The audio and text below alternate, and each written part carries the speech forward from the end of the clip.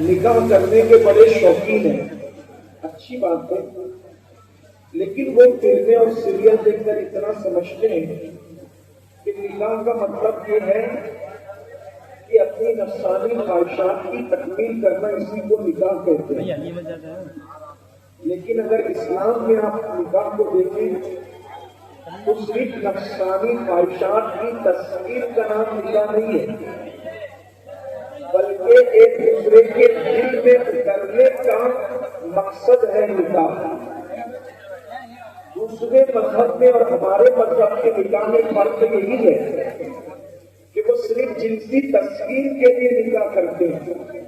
اسی لیے بیوی جب نفس کی تسکین نہیں کر پاتی تو وہ بیوی کو چھوڑ کر ادھر ادھر ہو جاتی ہے، لیکن مسلمان جب نکاح کرتا ہے تو مرنے کے بعد بھی اس کی اپنی بیوی سے اس کی محبت ختم نہیں ہوتی، یہ خصوصیت ہے۔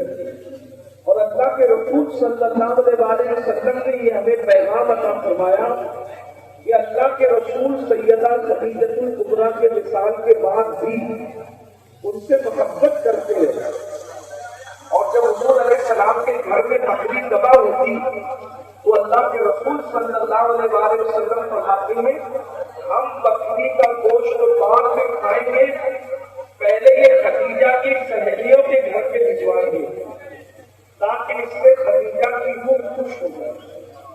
اب یہاں ایک خاص بات پتہ چلتی ہے کہ خدیجہ کے قبر میں آرام کر رہی ہے، ان کی سہیلیوں کو گوشت کو بھیجا گیا، یہ خدیجہ کو کیسے پتا چلا؟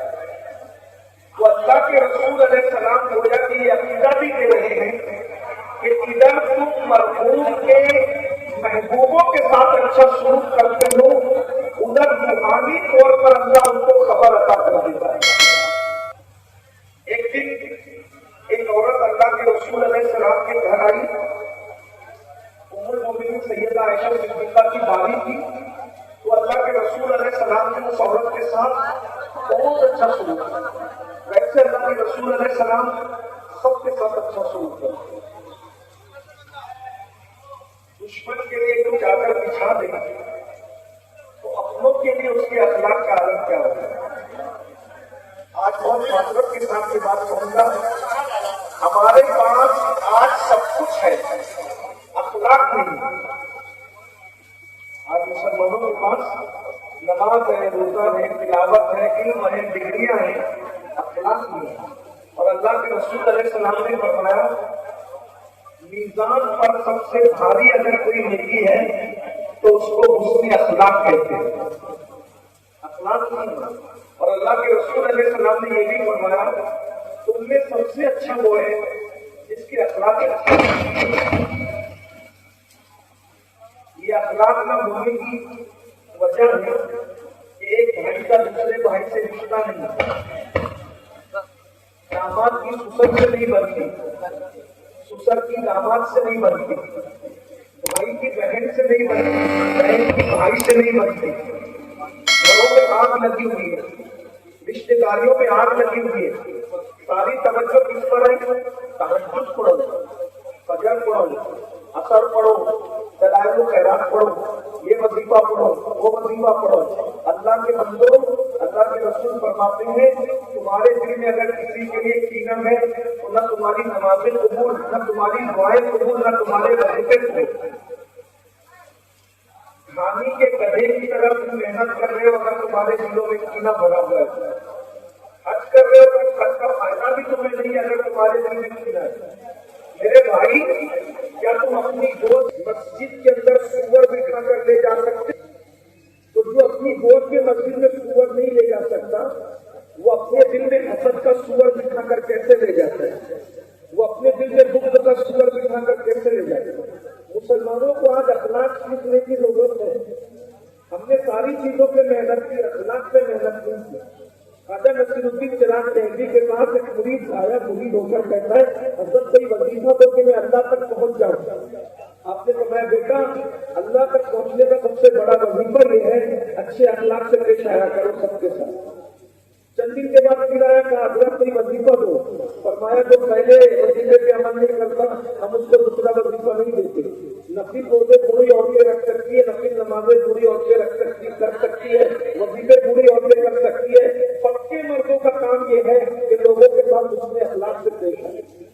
लाख खत्म है हमारे पास। अल्लाह के रसूल दुश्मनों की चादरें बिछाती है और आज हम सगे भाई के लिए नफरत है। अच्छा, मिलते बहुत अच्छे से हैं, ये भी कयामत की निशानियों में से एक निशानी है कि मिलेंगे बहुत अच्छे से, हाथ भी मिलाएंगे, सीना भी मिलाएंगे और दिलों के अंदर हसरत और नफरतें होगी। और माया वो तो मुनाफिक लोग, अल्लाह के रसूल उनको मुनाफिक कह रहे हैं। मेरे भाइयों, अल्लाह के रसूल अलैहिस्सलाम फरमाते हैं उनकी इबादतें और दुआएं सर के ऊपर भी नहीं जाती जिनके दिलों के अंदर मुसलमानों के लिए बुग़्ज़ और कीना होता है। इसलिए रिश्ते निभाना सीखो, रिश्तों पे अमल करना सीखो। मैं बहुत लंबी कर दे रहा हूँ, बारिश में मालूम चाहता हूँ, निकल आई तो कह दिया। एक बात आपसे कहूँ, आज से पहले लोगों के पास डिग्रियां कम थी लेकिन लोगों में मोहब्बत ज्यादा है। आज डिग्रियों पे मेहनत है, मोहब्बतें खत्म है। और आप देखिए, जब तक रिश्तेदारियों में मोहब्बतें थी, हमारे यहाँ कैंसर की बीमारियां नहीं, पागलपन की बीमारियां नहीं थी। ये जो कैंसर है, पागलपन है, दिल का दौरा है, इसमें कहीं ना कहीं नफरतों का अमल दखल है। आप क्या समझते हैं? जिनका अंदर बीमार पड़ता है ना, उसको बाहर उसका इजहार होता है। 90 साल की उम्र में लोग शक्कर और गुड़ की मीठी मीठी चाय पीते हैं।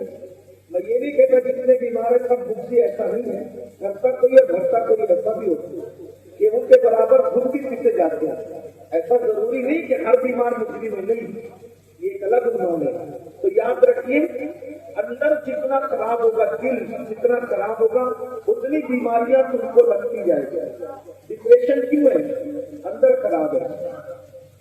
नींद की गोलियां खाकर सुकून की नींद क्यों नहीं आती?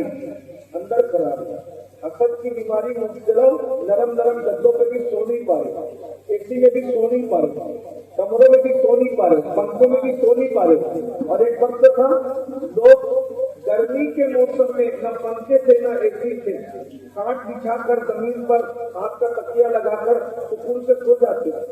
सैयदना फारूक आजम से पूछा था रोम के एसी में, रेत पर तुम्हें धूप में नींद कैसे आती है? फरमाया जो जुल्म नहीं करता उसके भी जुल्म नहीं किया जाए। जिसका अंदर पाक है उसको गर्मी में भी नहीं लगता, और जिसका अंदर नापाक है ऐसी में भी उसको नहीं आता। अपना हाथ देखो, 90% इससे मुक्त है। बहरहाल तो बात दूर निकल गई। अल्लाह के दुश्मन के लिए चादर बिछाते हैं। रईसुल मुनाफिकीन, उसके मरने के बाद उसके बेटे जो सही सहाबी थे, उनकी खुशी के लिए रईसुल मुनाफिकीन